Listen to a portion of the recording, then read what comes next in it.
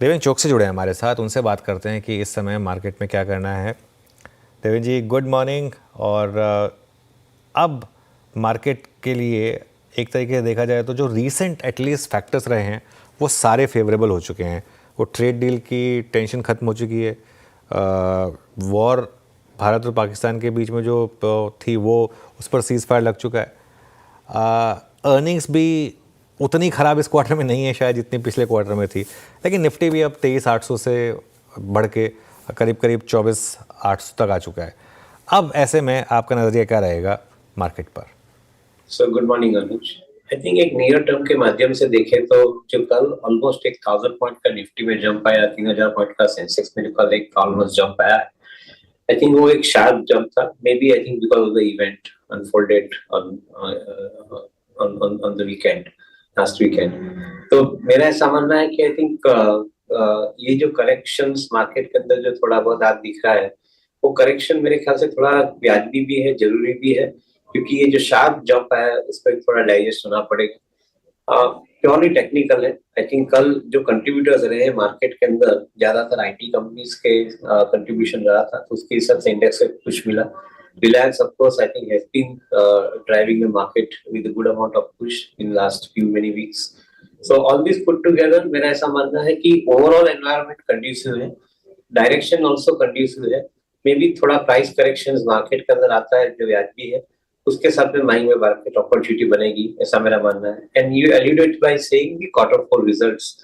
Actually I think quarter four results are far better than previous 3 quarters, जो एक validate करता हमारे view point को कि 25-26 फाइनेंशियल ईयर है, उसके अंदर 2-3 फैक्टर एक ज्यादातर एक्ट करेंगे। एक demand situation remains I think absolutely upbeat and buoyant in the economy. So certainly I think that is going to drive the corporate earnings from the growth perspective. At the same time cost factor also remains under control, और मैं ऐसा समझता हूँ कि input cost काफी हद तक most of the companies के अंदर रिस्पेक्टिव बिजनेस के साथ में जुड़े हुए हैं। इसके अंदर मेरे ख्याल से इनपुट कॉस्ट कम रहेगी 25-26 में से। दोनों चीज के माध्यम से देखें तो 25-26 के quarter significantly I think subsequent quarters में सिग्निफिकेंट ग्रोथ आने की एक अच्छी उम्मीद बनती है। तो we will cautiously optimistic and distinctly positive about the direction going forward. Okay, Devendra ji, एक सेक्टर जहां हमने सबसे ज़्यादा पेन देखा था वो था आईटी। खास तौर से वो यूएस में रिसेशन के रिस्क को लेकर हमने एक ऑलमोस्ट बेयर मार्केट देखी थी आईटी में। ऑलमोस्ट क्या बेयर मार्केट का सिचुएशन आ गई थी। वो इंडेक्स 46,000 से करेक्ट होकर 31,000 तक पहुंच गया था। अब हमने पिछले कुछ दिनों में अच्छी रिकवरी देखी है, लेकिन यहाँ पर अब आपका क्या व्यू है फंडामेंटली? तो प्राइस वाइज करेक्शंस हो चुका है, ऐसा मैं मानता हूँ। Most of the IT companies के अंदर वैल्यूएशन वाइज काफी हद तक I think price is positive दिख रहा है मुझे। तो I think that is definitely a go to factor as far as I think building the portfolio is concern. So ये पॉजिटिव गिना जाना चाहिए। इम्पोर्टेंटली जो यूएस का जो डील स्ट्राइक हो रहा है चाइना के साथ में और दूसरी अदर कंट्रीज के साथ में, तो वहां पे जो एक अनसर्टेनिटी का जो फैक्टर बड़ा था कॉर्पोरेट सेक्टर के अंदर, वो to greater extent I think वहां पे क्लैरिटी इमर्ज होकर आ रही है। Maybe in subsequent quarters, we will see the companies after companies putting across more amount of money for building the infrastructure, for building the manufacturing base in USA. वहाँ पे I think Indian IT companies की definitely once again there is going to be demanded solution from Indian IT companies. So मैं ऐसा मानता हूँ कि overall positive गिना जाना चाहिए। क्लियर सर्टेनिटी में इंजीनियरिंग R&D फर्म्स के अंदर ज्यादा है as of now as against I think the top tier IT companies. But मैं ऐसा समझता हूँ कि इंजीनियरिंग आईटी फर्म्स के अंदर वैल्यूएशन के तरीके से देखें तो शायद कंपनियां ऑलरेडी ये प्राइस्ड हो चुकी है। मे बी इन करेक्शंस और द प्राइस करेक्शंस थोड़ा बहुत आता है, तो उसके अंदर सम ऑफ दिस कंपनीज में become really interesting to buy to the portfolio. Okay, IT पर आपका व्यू है यहाँ पर इस वक्त। ये देवेंद्र जी नमस्कार, वीरेंद्र बोल रहा हूँ। थोड़ा ऑटो में बाइंग फिर से इमर्ज हो रही है। Look at Maruti, Ashok Leyland, Tata Motors में स्ट्रॉन्ग पुल बैक था यूके एफटीए के बाद। एमएनएम के पास लीडरशिप काफ़ी थी पहले से ही। ऑटो में कुछ पिक किया है देवेंद्र जी आपने यहाँ पर हाल फिलहाल में पोस्ट नंबर्स? तो अगेन आई थिंक कि ज्यादातर ऑटो के अंदर भी पर्टिकुलर आपने टाटा मोटर का नाम दिया, प्राइस करेक्शन हो चुका है। JLR की क्लैरिटी जो पहले नहीं थी वो क्लैरिटी इमर्ज होकर आ रही है. Electric vehicle portfolio they are definitely I think the new thing which is driving most of the auto companies. तो मैं ऐसा समझता हूँ कि ओवरऑल जो वीक और अलार्मिंग सिचुएशन रहे पिछले क्वार्टर्स के अंदर इन सर्टेन पॉकेट्स, मैं ऐसा समझता हूँ कि टू ग्रेटर एक्सटेंट यहाँ पे ये क्लियर हो चुके हैं, particularly for company like Tata motor.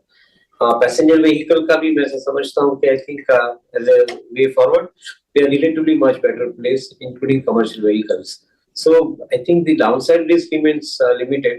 Maybe एक बार अर्निंग कॉल हो जाता है उसके बाद में एक वे फॉरवर्ड क्लैरिटी मिल जाती है, तो that would be I think giving more confidence to buy into the portfolio. अच्छा देवेंद्र जी, ये BSE के नंबर्स आपने देखे होंगे. ये BSE आज भी 4.25% ऊपर, ऑल टाइम हाई. मतलब क्या गजब की परफॉर्मेंस रही इसकी, ऑल टाइम हाई आज अभी. एक्सचेंजेस में BSE का आपका व्यू क्या है, या फिर इस पूरी कैपिटल मार्केट थीम में आप लोगों ने अभी भी क्या होल्ड किया हुआ है, या फिर कुछ ऐसी ओपिनियंस जो क्लाइंट्स के साथ शेयर किए आपने? तो जो मार्केट इंटरमीडिएरीज है, पर्टिकुलरली स्टॉक एक्सचेंज बिजनेस है, डिपॉजिटरी का कारोबार है, कस्टोडियन का जो बिजनेस है, ये जो अलग अलग बिजनेसेस की डिमांड मार्केट के अंदर बढ़ती जा रही है, particularly because of the fact that growth opportunities are rising in each of these businesses. For exchange business in particular, it's not an easy business to set up. At the same time, it is driven more with the technology.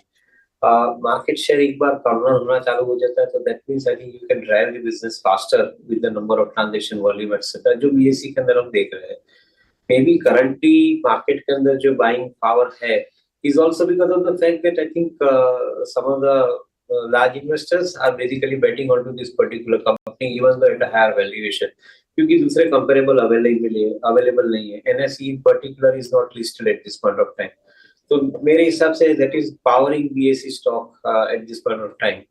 Fundamentals remain positive as far as I think the exchange business is concerned, largely because of a couple of factors. Currently, equity as an asset class is particularly driving the larger amount of volume growth, larger amount of participation in the market from the investors, and ये process चालू रहने वाला है. At the same time, other asset classes like debt asset class also, I think is likely to probably give the exchange business larger thrust. तो मैं ऐसा समझता हूँ potential is on higher side, and the performance at the current level also remains I think quite conducive. So that is why this price particular valuation is also I think relatively high though. But this is why this price movement is at this point of time. Alright, चलिए ये हो गई बात BSE पर. देवेंद्र जी, एक और view मुझे आपसे लेना था अब मेटल्स पर. क्या मेटल्स में अब, क्योंकि ये चाइना US डील हुई, आज प्रॉफिट बुकिंग है क्योंकि टाटा स्टील और हिंडाल्को के थोड़ा सा नंबर्स पर मार्केट डिसअपॉइंटेड लग रहा है, लेकिन क्या यहाँ पर मौके ढूंढे जाएं एक और कुछ नहीं तो एक ट्रेडिंग प्ले के लिए? So I think overall ferrous non-ferrous दोनों में अनुज I think opportunity अच्छी बनती है. एक तरफ आपके input cost कम होते जा रही है because of the mixture of other energy sources, renewable energy sources into the input for the energy price. So to a greater extent, I think most of these companies are also predominantly putting larger efforts in building the captive renewable portfolio. As a result of which, I think energy cost eventually, I think on a quarter basis is coming down, and it will come down in next 5 years significantly. So that is a positive way forward for metal. दूसरी तरफ demand scenario is remaining absolutely upbeat. In particular copper का जो demand scenario है वो बहुत convincing है ये समय के अंदर, और हम समझते हैं कि अगले 5 साल के अंदर ये ग्रोथ आगे बढ़ के अच्छा होने वाला है. So whether it is a Vedanta copper or for that matter Hindalco or Hindustan Copper, I think each of these particular companies are remaining in a very strong format at this point of time. Because of the demand scenario remaining upbeat and because of the cost factor remaining under control, margin as well as growth in the business both are taken care of. मेरा ऐसा समझना है कि I think that's a very good formula for probably buying some of the metal commodity stocks. Downside risk depends on limited at this point of time. Maybe upside I think with the momentum could be much stronger going forward. So थोड़ा एक contra view 6 महीने का forward basis पे लेके करें तो I think metal as a commodity should remain a positive in your portfolio. ऐसा मेरा मानना है. अच्छा देवेंद्र जी, फाइनली अब एक सवाल पूछूंगा आपसे. यहाँ पे आपने ऑपरेशन सिंदूर में भारत की स्पेशली अटैकिंग नहीं, डिफेंस क्षमता को देखा होगा आपने। मैं डिफेंस क्षमता में जिस तरीके से हमने डिफेंड किया सारे मिसाइल्स को, ड्रोन्स को, बहुत बात हो रही है। पिछले 4 दिन से चर्चा का विषय यही है। कोई आपने डिफेंस स्टॉक पिक किया है क्या, मिड कैप में, स्मॉल कैप में? आपकी फाइंडिंग कुछ इसके बाद डिफेंस में? BLHL तो सबको मालूम है, लेकिन और कोई stock? So Virendra, I think कोई इमीडिएट नया स्टॉक्स की जगह पे हम लोग जो एक्सिस्टिंग स्टॉक के ऊपर में जो कॉन्फिडेंस है, जिसके अंदर हम इन्वेस्टेड भी है लास्ट 10 साल के ऊपर से, उसमें solar industry definitely I think remains definite sure bet. क्योंकि आई थिंक ये कंपनी ने काफी हद तक सिस्टमेटिकली अपने जो एक्सप्लोसिव का कारोबार है उसके साथ में उन्होंने डिफेंस के इक्विपमेंट और अभी ड्रोन कंपनीज के अंदर इन्वेस्टमेंट करके अपना जो पोर्टफोलियो का एक्सपेंशन किया है। So this company remains, I think, relatively more sure about the growth going forward. दूसरा हमारा ऐसा मानना है कि डिफेंस बिजनेस के अंदर अप्रूवल टेक्स लॉन्गर टाइम, और ये कंपनी ने ऑलरेडी पिछले 7 साल के अंदर काफी हद तक अपने अप्रूवल सिक्योर किए हैं। So today they are enjoying the fruits of that particular process. तो मैं ऐसा मानता हूँ कि I think instead of searching for very raw companies in defence at this point of time, it makes sense to stay with some of the stronger companies की जिसके कारोबार के अंदर प्रॉफिट परफॉर्मेंस रिफ्लेक्ट होना ऑलरेडी चालू हो चुका है, which will continue to grow further. May be some of the small mid tier companies I think जो टेक्नोलॉजी के साथ में जुड़ी हुई है, उनके लिए आई थिंक थोड़ा समय प्रॉमिसिंग दिख रहा है। But as of now I think we are studying them, we are not immediately putting our money behind those companies. We feel that I think ये क्या 2 साल का एक बार ग्रोथ का प्रोग्राम सेट हो जाता है तो उसके बाद में those companies would remain relatively more stronger, but they are relatively smaller companies, they are not comparable. तो थोड़ा इजीली उसको आपका पोर्टफोलियो में आपको ऐड करना पड़ेगा ऑन अ सिस्टमैटिक बेसिस। चलिए देवेन जी, बहुत बहुत शुक्रिया आपका हमारे साथ जुड़ने के लिए और इन सब टॉपिक्स पर बात करने के लिए।